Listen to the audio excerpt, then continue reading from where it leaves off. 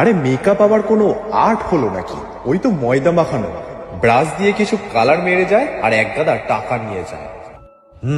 আপনি যে টাকাটা দেন তার থেকেও বেশি কিছু হয়তো ওরা ডিজার্ভ করে। আসলে সমস্যাটা কি বলুন তো, একটি মেয়ে যখন পরিশ্রম করে একটি মেকআপ আর্টিস্ট হয় তারপরেও সে কোনো দাম পায় না, কারণ সমাজে তো একটা নীতি আছে, মেয়েদের কাজের দাম হয় না। আর যদি একটা ছেলে ভালোবেসে মেকআপ শেখে তখন তার লিঙ্গ নিয়ে বিচার করা হয়।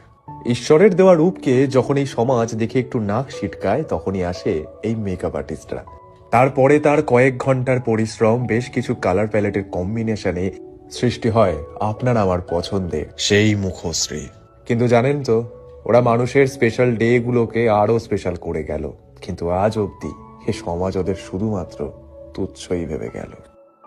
আরে মেকআপ আবার কোনো আর্ট হলো নাকি? ওই তো ময়দা মাখানো, ব্রাশ দিয়ে কিছু কালার মেরে যায় আর এক গাদা টাকা নিয়ে যায়।